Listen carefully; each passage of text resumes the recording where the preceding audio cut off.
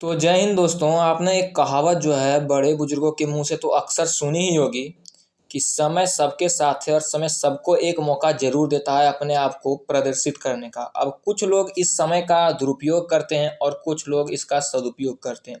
अब यही समय एक बार तुर्की के पास आया जब उसने भारत से जो है गेहूं को मांगा। भारत ने दे भी दिया उसे गेहूं, लेकिन तुर्की ने यह कहते हुए भारत के गेहूं को इनकार कर दिया कि भारत का गेहूं जो है वो अच्छी क्वालिटी का नहीं है और उसमें रूबेला नाम की वायरस है जो कि हम नहीं खरीद सकते और अपने लोगों को खिला भी नहीं सकते हैं। जबकि भारत ने ये साफ कर दिया कि हम किसी भी देश को खराब गेहूं नहीं बेचते हैं और तुर्की को भी सही गेहूं ही हमने भेजा था, गलत गेहूं जो है उसे नहीं भेजा था।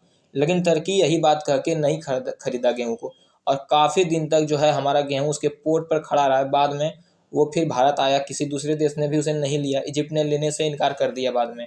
नहीं, अभी इससे कुछ दिन बाद यानी कि गेहूं के कुछ दिन बाद ही लगभग 5 से 6 दिन बाद ये भी खबर आई कि ईरान और ताइवान ने, जिसके ऊपर मैंने भी एक वीडियो बनाया हुआ है, मैं लिंक दे दूंगा डिस्क्रिप्शन में, आप देख लेना, कि उन दोनों देशों ने भी भारत के चाय को खरीदने से जो है वो इनकार कर दिया।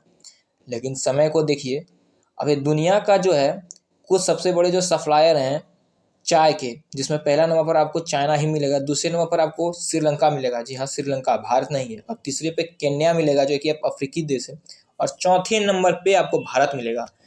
भारत ऐसी बात नहीं कि चाय कम पैदा करता है, भारत चाय बहुत अधिक मात्रा में पैदा करता है, श्रीलंका से तो ज़्यादा चाय भारत में पैदा होता है। लेकिन हम जितना चाय पैदा करते हैं ना, उसका हमें बहुत बड़ा मात्रा अपने देश में ही खपत कर बैठते हैं। यानी कि हमारे देश में अगर देखो तो सुबह चाय, शाम को चाय, दोपहर को चाय, बहुत बार चाय बनाया जाता है और लोगों के द्वारा पिया जाता है। इसके कारण हम बहुत बड़ी मात्रा में जो है चाय अपने घरेलू उत्पादक की ये क्षमता को ख़त्म कर देते हैं और मात्र थोड़ा ही मात्रा का चाय जो है बेच पाते हैं बाजार में, जिसके कारण हम चौथे नंबर पर गिने जाते हैं। लेकिन श्रीलंका में जो है आप जान रहे हो कि कुछ दिनों से इतना बड़ा क्राइसिस आया हुआ है इकोनॉमी का उसका, कि सब कुछ तबाह हो गया है। सड़कों पे बहुत बड़ा बड़ा दंगा चल रहा है, वहाँ तक कि उनके प्रधानमंत्री को अपना जो है कुर्सी छोड़ना पड़ा इसी कारण से। और ये सारे देश श्रीलंका, केन्या से ही चाय खरीदते थे और चाइना से, लेकिन चाइना और केन्या तो अभी इस फील्ड में है, लेकिन श्रीलंका यहाँ से अभी बाहर है और वो चाय नहीं बेच पा रहा है, जिसके कारण गेहूं के तो उत्पादन में काफ़ी बड़ी मात्रा में जो है मारामारी चल रही है और काफ़ी देश गेहूं को तो भारत से मांग ही रहे हैं। लेकिन अब चाय भी लोग जो है भारत से मांगने लगे हैं और चाय की भी बोल सकते हो इतना बड़ा किल्लत हो चुका है दुनिया में। और इसमें जो है आपको सबसे ज़्यादा भी चाय मांगने के लिए जो भारत के पास आया है ना, वो है तुर्की, ईरान। ये दोनों देश ने जो है भारत के चाय को, एक और एक ने गेहूं को मना किया था, लेकिन अभी वही दोनों देश भारत के सामने खड़े हैं इसे खरीदने के लिए।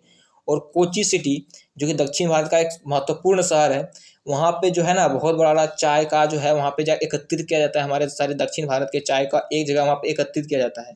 तो वहाँ पे जो है उन लोगों का कहना है कि वहाँ की जो पहाड़ी है, नीलगिरी की पहाड़ी उधर ही है, वहाँ की चाय हमें चाहिए, जो कि भारत इतनी आसानी से देगा नहीं। और जो अभी चाय का रेट जो है ना नीलगिरी की पहाड़ी की पत्ती के, वो 350 से 450 रुपये किलो, 1 किलो पत्ते के पड़ रहे हैं।